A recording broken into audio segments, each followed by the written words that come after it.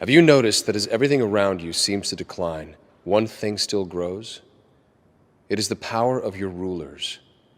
None of their plans and directives have solved your problems or made your life better. The only result has been their increased control over you at the cost of your freedom. Do you know why? You gave them the power. Next, the FBI in color.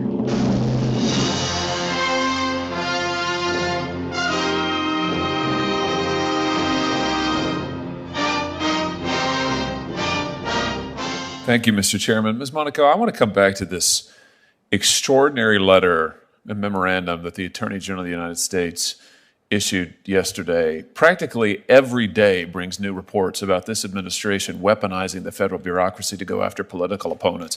Frankly, I don't think we've ever seen anything like it in American history. I mean, for those of us who missed the McCarthy era, I guess this president is intent on bringing it to us, but with new force and new power and new urgency, unlike anything we've ever seen. Are you aware of any time in American history when an attorney general has directed the FBI to begin to intervene in school board meetings, local school board meetings? I'm not aware, and I'm not aware that is not going on. Let me be very, Really, very this clear. isn't about local school board meetings? That's not the subject of the memorandum? I thought that was in the memorandum. The memorandum is quite clear. It's one page, and it asks the U.S. attorney community and the FBI special agents in charge to convene state and local law enforcement partners to ensure that there's an open line of communication to address threats, to address violence, and that's the appropriate role of the Department of Justice to make sure that we are addressing criminal conduct and violence. At local school board meetings, let me just ask you this. Is parents waiting sometimes for hours to speak at a local school board meeting to express concerns about critical race theory or the masking of their students, particularly young children? Is that in and of itself, is that harassment and intimidation? Is waiting to express one's view at a school board meeting harassment and intimidation? As the Attorney General's memorandum made quite clear, spirited debate is welcome, is a hallmark of this country. It's something we all should engage in. And no, I don't think so, Ms. Monaco. With all due respect, it didn't make it quite clear. It doesn't define those terms, nor does it define harassment or intimidation. It talks about violence. I think we can agree that violence shouldn't be condoned or looked aside from in any way, swept under the rug at all. But harassment and intimidation, what did those terms mean in the context of a local school board meeting? I mean, this seems to, in the First Amendment context, we talk about the chill to speech. If this isn't a deliberate attempt to chill parents from showing up at school board meetings for their elected school boards, I don't know what is. I mean, I'm not aware of anything like this in American history. We're talking about the FBI.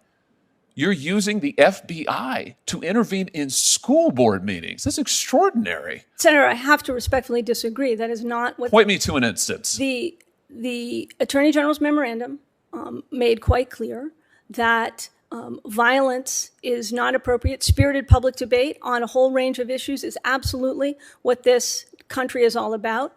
Then why is it being investigated by the FBI? It is not. When and if any situation turns to violence, then that is the appropriate role of law enforcement to address it.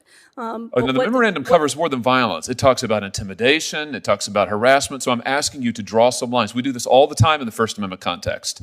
This is the sum and substance of First Amendment law, so I expect that you'll be available and willing to do it now. Tell me where the line is with parents expressing their concerns, waiting for hours in these school board meetings. We've all seen the videos. This happened in my state. Parents have waited for hours. Sometimes the school board meetings have been ended before they can speak because the school board doesn't want to hear it. And now parents are told that if they wait and they express their views, that they may be investigated for intimidation? I don't know who's telling them that, Senator. The job of the Justice Department is to investigate crimes. When a situation turns to violence, when and if a situation turns to violence, it's the job of the Justice Department and local law enforcement to address that. The Attorney General's memorandum simply asked the U.S. Attorney community, the FBI, and their counterparts to ensure that state and local law enforcement has an open line of communication to report threats, whether they happen in the context of election officials being threatened, whether they happen in the context of members of Congress being threatened, which the FBI responds to on a regular basis, as is appropriate. The job of the Justice Department is to address criminal conduct. You know, all I can say is this is truly extraordinary. I think you know it is. It's unprecedented. You can't point to a single instance where anything like this has happened before. And I think parents across this country are going to be stunned to learn, stunned, that if they show up at a local school board meeting, by the way, where they have the right to appear and be heard, where they have the right to say something about their children's education, where they have the right to vote, and you are attempting to intimidate them. You are attempting to silence them. You are attempting to interfere with their rights as parents and, yes, with their rights as voters. This is wrong. This is dangerous. And I cannot believe that an Attorney General of the United States is engaging in this kind of conduct. And frankly, I can't believe that you are sitting here today defending it. I intend to get answers to these questions. You won't answer my questions. I'm going to get answers to these questions. Mr. Chairman, we need to have a hearing on this subject. We need to hear from the Attorney General himself. He needs to come here, take the oath, sit there, and answer questions. We have never seen anything like this before in our country's history. And frankly, I want to say I think it is a dangerous, dangerous precedent. This hearing on Violence Against Women Act will continue. Senator Coons.